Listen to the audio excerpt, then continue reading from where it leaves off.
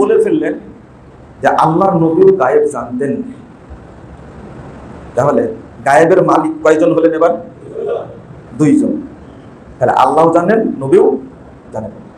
এবং গায়েবের খবর পেয়ে কবর থেকে মুহাম্মদুর রাসূলুল্লাহ সাল্লাল্লাহু আলাইহি ওয়াসাল্লাম আপনাকে সব খবর বলুন। এবার এই বিশ্বাসটা যার অন্তরে আছে, এই ব্যক্তি মুমিন না মুশরিক?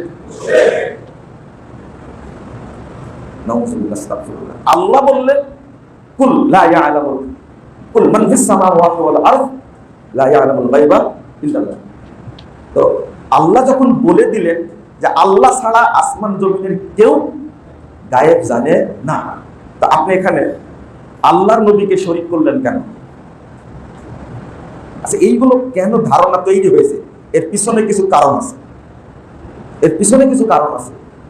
সে কারণগুলো ব্যাখ্যা করাটাও খুব মুশকিল। আর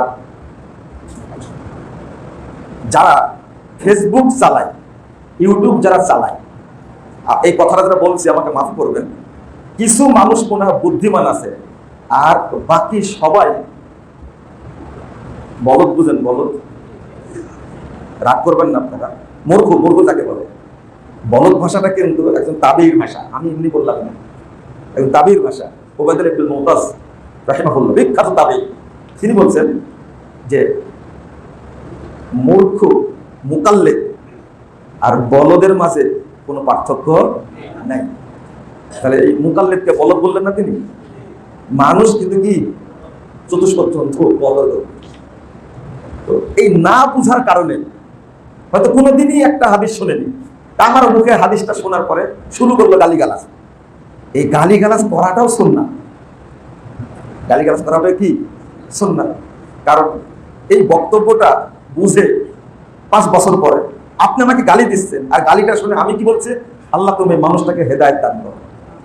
আমার দোয়াটা কবুল হতেও তো পারে, হয়ও তো দেখি, হয়ও 5 বছর গালিগালাজ করার পরে ফোন দেয়া বলে যে আল্লাহ এখন আমাকে হেদায়েত দান করেছে, আলহামদুলিল্লাহ, যে গালিগালাজ করেছে মাফ করে দিয়ে।